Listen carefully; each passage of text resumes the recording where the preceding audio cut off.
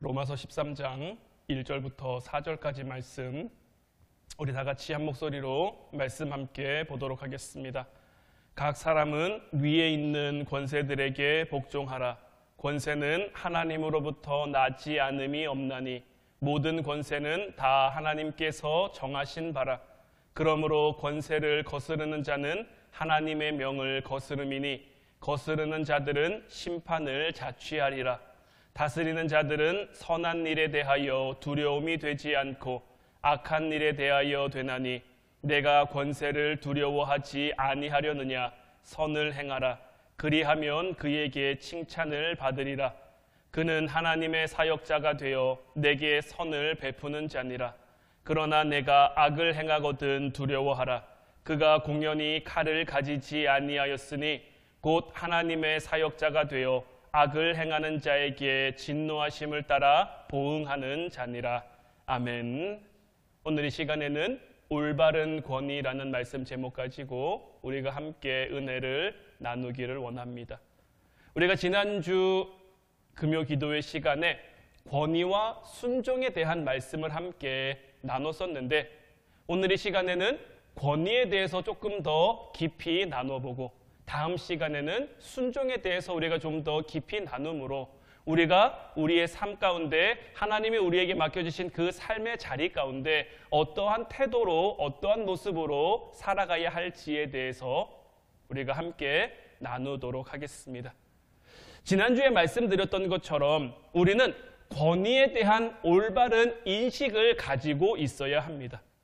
권위에 대한 옳지 않은 인식 가운데 가장 큰 비중을 차지하는 것이 높다라는 인식을 가지고 있는 거죠. 권위는 높다라는 인식을 가지고 있는 것은 굉장히 위험한 생각입니다.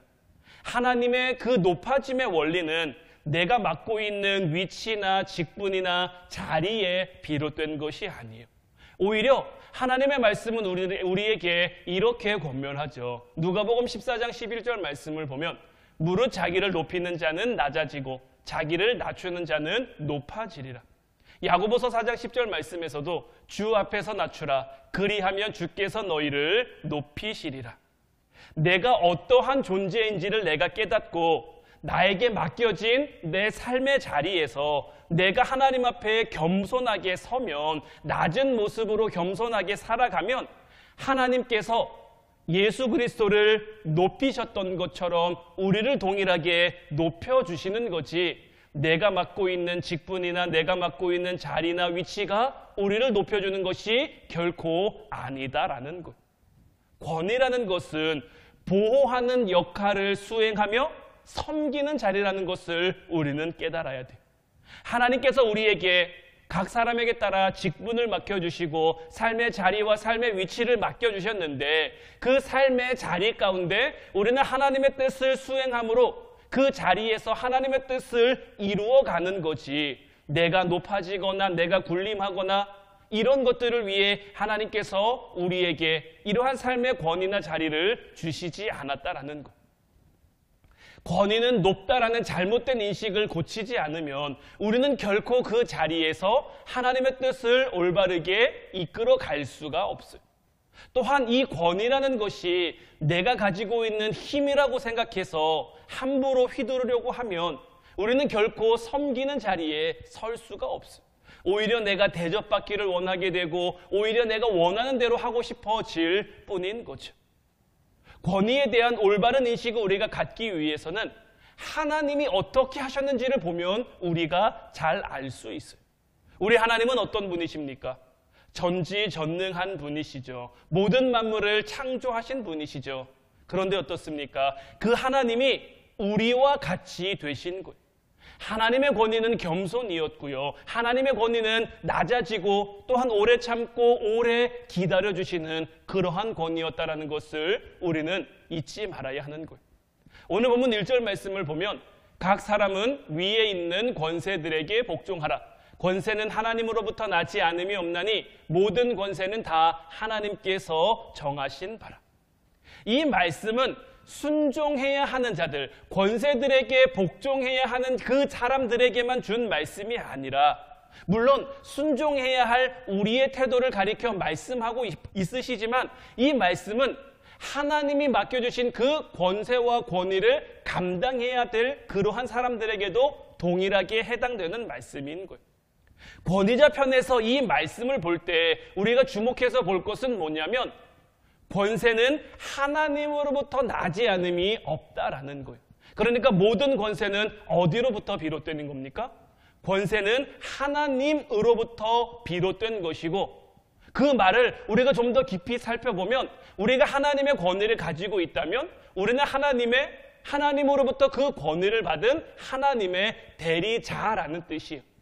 처음 말씀드린 것처럼 우리가 맡고 있는 직분이나 자리나 위치가 어떤 우리의 권위나 권세를 나타내는 것이 아니라 하나님이 나에게 맡겨주신 것이 하나님으로부터 비롯된 그것이 우리의 삶에 어떤 권위나 권세를 갖게 하는 거예요. 그리고 여기에는 반드시 책임이 따른다라는 것. 이 책임이라는 것에 대한 우리는 거룩한 부담감을 가지고 살아가야 한다라는 거예요. 지난주에도 말씀을 드렸습니다마는 우리 인간들은 스스로 왕이 되고 싶어하는 그러한 죄된 습성을 가지고 있어요. 그러한 습성을 가지고 있는 그러한 인간들이 거룩한 부담감 없이 높은 자리에서 자기들이 누리게 될 것만 더 기대하게 된다면 이 땅 가운데 하나님을 대적하고 하나님을 소망하고 하나님께 나아가길 원하는 그러한 지체들을 낙심하게 만드는 그러한 자가 될 뿐인 거죠. 그렇기에 먼저는 우리는 하나님의 대리인으로서 거룩한 부담감을 가져야 하는 것. 나는 권세 있는 자가 아닌데, 나는 권위 있는 자가 아닌데, 이거는 우리가 몰라서 그러는 거예요. 우리 각 사람에게는 하나님의 권위, 하나님의 권세가 있는 거예요. 먼저는 우리는 하나님의 자녀죠. 우리는 자녀로서의 권세를 가지고 이 땅을 살아간단 말이에요. 그 권세와 권위도 마찬가지인 거예요. 하나님이 우리를 자녀 삼아 주셨다라는 것은, 그 자녀로서의 권세를 갖게 하셨다라는 것은 자녀다운 모습으로 살아가야 함을 전제하고 있다는 것을 우리는 잊지 말아야 하는 거죠.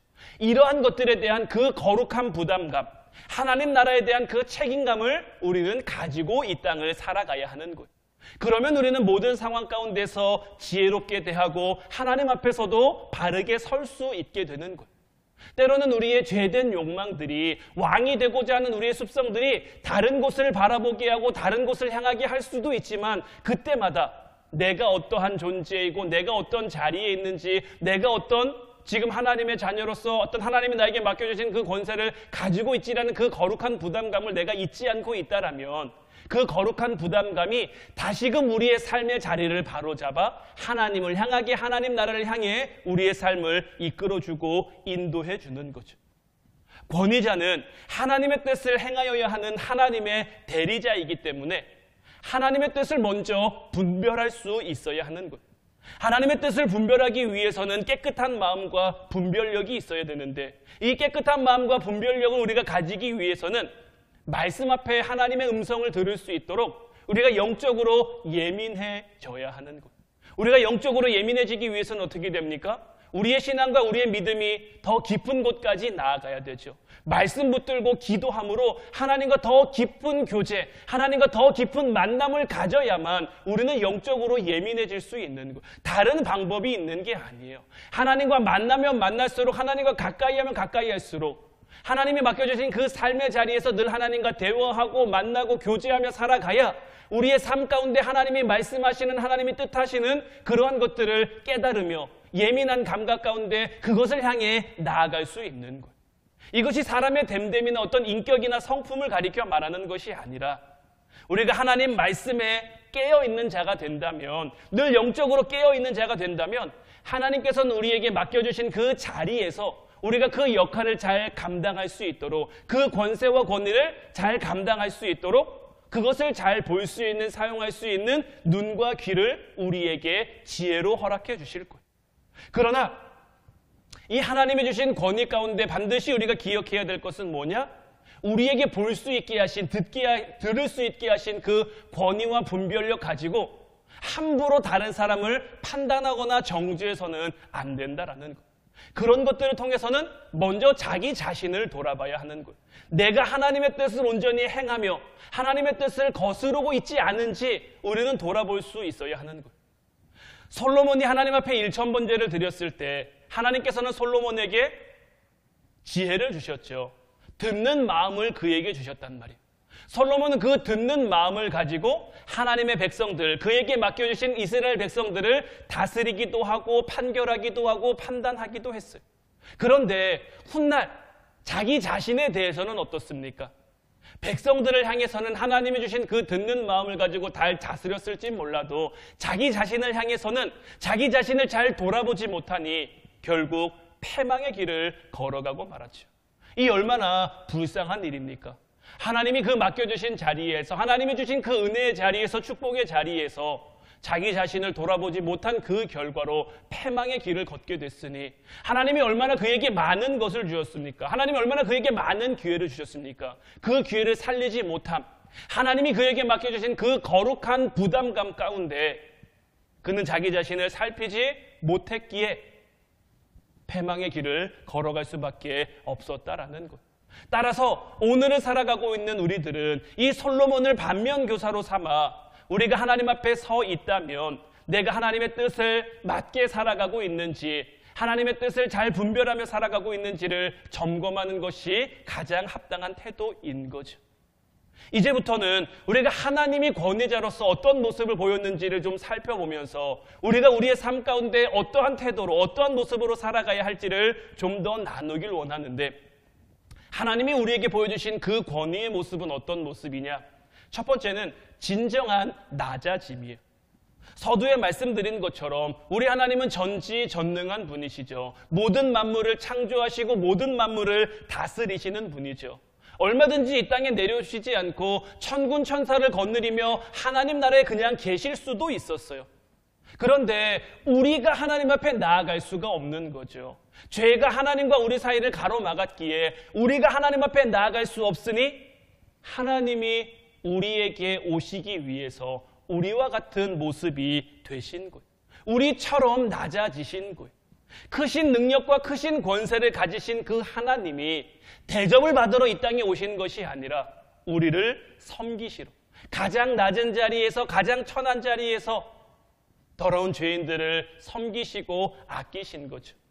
마태복음 20장 28절 말씀처럼 인자가 온 것은 섬김을 받으려 함이 아니라 도리어 섬기려 하고 자기 목숨을 많은 사람의 대속물로 주려 함이니라. 우리 편에 그냥 우리와 똑같은 모습으로 오시기만 한 것이 아니죠. 우리와 똑같은 모습 중에서도 가장 낮은 자리인 십자가의 자리를 주님께서는 감당하셨다라는 것. 십자가는 가장 낮은 자리이기에, 가장 낮은 자리에서 예수님이 우리를 섬기신 일이기에 우리가 십자가를 보려면, 우리가 십자가로 나아가려면 우리 또한 예수님처럼 낮아질 수 있어야 하는 것. 가장 완전한 권위자이신 그 예수님께서 낮추시고 겸손한 모습으로 우리를 섬기셨다면 그 하나님의 권위를 대리인으로 받은 우리 역시도 낮아진 자리에서 낮은 모습으로 섬겨야 하지 않겠습니까? 우리는 섬김을 받으러 이 땅에 온 것이 아니라 도리어 섬길 수 있어야 하는 것. 그것이 낮아진 자의 가장 자연스러운 반응이고 우리의 존재, 우리가 어떠한 존재인지를 인정하는 모습이라는 것을 깨닫는 것. 이제 주님이 우리를 위해 자신을 낮추셨던 것처럼 낮은 자리에서 하나님이 맡겨주신 그 권위를 감당하셨던 것처럼 이제 우리도 낮은 자리에서 섬김의 모습으로 우리에게 맡겨주신 삶의 자리를 감당할 수 있기를 주님의 이름으로 축원해 드립니다. 두 번째로 하나님이 보여주신 권위의 모습은 어떤 모습이냐? 오래 참아주는 사랑이다라는 거예요. 하나님께서는 하나님 권위에 불순종하며 떠나가는 이스라엘 백성들을 참 오래 참아주셨죠. 하나님께서 이들을 향해 오래 참아주심의 근거는 무엇일까요? 하나님께서 그들을 사랑하셨기 때문에 그들을 향해 오래 참아주신 것. 하나님께서 그들을 사랑하시기에 그들이 비록 하나님의 권위를 걷어차 버리고 자기가 왕이 되어 스스로 왕이 되어 파멸의 길을 향해 나아갔지만 하나님께서는 결코 그들을 포기하지 않으셨고요. 결코 그냥 그들을 내버려 두시지 않으셨어요. 하나님의 공의로 심판받아 멸망할 수밖에 없는 그들을 순종의 자녀로 살리시기 위해 하나님께서는 불순종하는 우리들과 일방적인 언약을 맺으신 거예요. 창세기로부터 계속해서 이어져 오는 하나님의 언약은 계속해서 불순종하는 이스라엘 백성들을 살리시기 위한 그 장치인 거예요. 우리 하나님은 공의로우신 분이죠. 우리 하나님은 한 번 뱉으신 말을 바꾸거나 변하거나 그렇게 하시는 분이 아니시죠. 하나님의 공의 가운데 우리 인간들은 마땅히 심판받아야 돼요. 마땅히 멸망당해야 돼요. 그래서 하나님께서는 우리를 보호하시기 위해, 우리를 살리시기 위해 어떤 언약을 우리와 맺으셨냐면, 우리가 떠나더라도, 우리가 하나님 말씀에 순종하지 않더라도 너희가 돌이키면 내가 너희를 살리겠다라는 걸, 돌이키면 내가 너희를 용서하겠다라는 걸, 돌이키면 내가 너희들과 함께 하겠다라는 걸. 하나님께서 이 하나님의 언약을 우리 백성들에게 주실 때에 하나님께서는 우리가 반역하고 돌아설 것을 아셨을까요? 몰랐을까요? 백성들이 불순종하고 떠날 것을 아셨을까요? 몰랐을까요? 아셨음에도 불구하고, 이미 다 알고 계심에도 불구하고 그들을 보호하시기 위해, 그들을 사랑하시기 위해 이러한 조치와 이런 장치를 일종의 보험처럼 들어 놓으신 거죠. 하나님의 공의 앞에 진멸되어야 할 이스라엘 백성들이지만 하나님이 그들에게 주신 언약으로 말미암아 하나님께서 그들을 참아주시고 기다려주시는 거죠. 언제까지요? 그들이 돌이킬 때까지. 물론 이 돌이킴의 시간이 영원한 것은 아닙니다만은, 그래도 우리가 참 감사한 것은, 우리에게 참 은혜가 되는 것은 하나님의 우리를 향해서도 오래 참아주시고 오래 기다려주신다라는 것.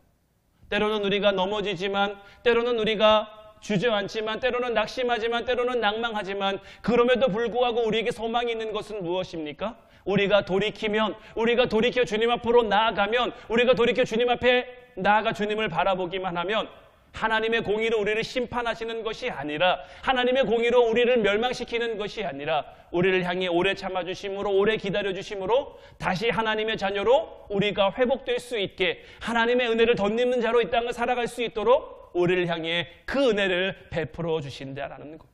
그래서 하나님께서는 반역하며 떠나가는 그 이스라엘 백성들을 향해 선지자들을 끊임없이 보내실 수가 있었던 것이고, 그들을 향해 끊임없이 선지자들을 통해 하나님의 말씀을 선포할 수 있었던 거죠. 하나님은 우리를 사랑하셔서 오래 참으심으로 자신을 제한하시면서까지 우리가 심판받기를 원하지 않으셨다라는 것. 지금 역시 마찬가지로 말씀드린 것처럼 순종하며 살 수 있는 그 길을 우리에게 열어놓으신 거죠. 하나님의 권위를 부여받은 우리도 이와 같은 모습으로 살아갈 수 있어야 하는 거예요. 먼저는 자기 자신에게, 우리 한 사람 한 사람에게 오래 참으신 그 하나님의 은혜와 사랑을 기억할 수 있어야 하죠. 하나님이 우리를 얼마나 어떻게 많이 기회를 주시며 참아주셨는지를 우리는 잊지 말아야 하는 거예요. 그렇기 때문에 조급한 마음을 가질 필요도 없고요, 우리 스스로가 변화시켜보려는 그러한 노력을 할 필요가 없는 거예요. 그저 우리는 주님 앞에 나아가면, 주님 앞에 서면 주님이 우리에게, 우리는 받은 대로 행하면 되는 거예요. 하나님께서 우리를 향해 오래 참아주신 것처럼 우리도 우리의 삶의 자리에서 우리에게 맡겨주신 사람들을 향해 오래 참아주며 그들을 기다려주며 그들을 사랑해주면 되는 거예요. 언제까지 참고 언제까지 기다려야 됩니까? 하나님의 때가 임할 때까지 우리를 향해 하나님이 참아주신 것처럼 우리 또한 참고 기다릴 수 있어야 되는 거예요. 오늘 보면 4절 말씀을 보면, 그는 하나님의 사역자가 되어 내게 선을 베푸는 자니라. 그러나 내가 악을 행하거든 두려워하라. 그가 공연히 칼을 가지지 아니하였으니 곧 하나님의 사역자가 되어 악을 행하는 자에게 진노하심을 따라 보응하는 자니라. 만약에 권위자가 하나님 앞에 바르게 서 있어요, 하나님 편에 서서 옳고 그름을 분별하는 지혜를 가졌어요. 그러면 먼저는 자기 자신의 죄에 대해서는 결코 용납하지 않는 태도를 가져야 하는 거예요. 오래 참으라는 것은 죄에 대해서 오래 참으라고 말씀하시는 것이 아니에요. 다른 이의 연약함은 우리가 품되 죄에 대해서는 단호하게 나아갈 수 있어야 하는 거죠. 하나님이 죄에 대해서는 공의로우신 것처럼 우리 역시 마찬가지로 죄에 대해서는 공의로울 수 있어야 되는 거예요. 이 사회를 표현하는 말 가운데 내로남불이라는 말이 있죠. 자기 자신에게는 관대하고 다른 사람에게는 한없이 냉정한 잣대를 가지는 것, 이것을 가리켜 내로남불이라고 말하는데, 우리는 이 내로남불의 태도로 살아갈 것이 아니라 오히려 우리 자신에 대해서는 조금 더 냉정하게, 조금 더 깊이 들여다보고 다른 이들의 연약함, 다른 이들의 죄를 용납하라는 것이 아니에요. 다른 이들의 그 연약함에 대해서 우리는 오래 참고 기다려줘야 된다라는 것. 하나님께서 죄는 미워하시되 죄인은 사랑하시고 그를 용서하셨던 것처럼 우리 역시 그럴 수 있어야 한다라는 거죠. 만약에 누군가가 힘들어할까 봐 그를 향한 권명과 책망하기를 두려워한다면, 꺼려한다면 그것은 사랑이 아닙니다. 그 지체가 멸망하기를, 자멸하기를 기다리고 있는 것밖에 안 되는 거예요. 옳은 길로 가야 되는데 틀린 길로 가고 있는 걸 내가 안단 말이에요. 그러면 가서 권면해야지. 때로는 책망해서라도 권면해 줄 수 있어야지. 지켜만 보고 있는 것이 사랑이 아니다라는 것. 오래 참으라는 것은 그 누군가가 자기의 연약함을 알고 하나님 앞에 온전히 서기 위해서 싸우는 그 과정을 오래 참고 기다려보라는 것이지, 하나님 앞에 죄를 범하는 것을 용납하고 기다리라는 말이 결코 아니다라는 것. 만약에 분별력이 없어요. 무엇이 죄인지 깨닫지를 못해요. 그래서 스스로 멸망의 길을 향해 가고 있어요. 그러면 권면해야죠. 때로는 책망하고 때로는 징계해서라도 돌이키게 하는 것이 하나님이 맡겨주신 그 삶의 자리로서의 책임과 권위와 어떤 거룩한 부담감이 되는 거죠. 우리가 서 있는 자리가, 우리에게 맡겨진 자리가 하나님께서 우리에게 허락하신 자리라는 것을 우리는 늘 기억하며 살아가야 되는 거예요. 가정에서도, 일터에서도, 교회에서도 하나님이 우리에게 맡겨주신 자리가 있고 직분이 있고 역할이 있어요. 우리는 그 역할과 직분과 자리를 감당하며 살아가야 하는 거예요. 먼저는 하나님을 경외함으로, 하나님 앞에 두려운 마음으로 우리가 온전히 서 있는지를 살펴야죠. 그리고 난 다음에는 우리에게 맡겨진 직분을 감당하고 자리를 감당하고 역할을 감당할 수 있어야 되는 거죠.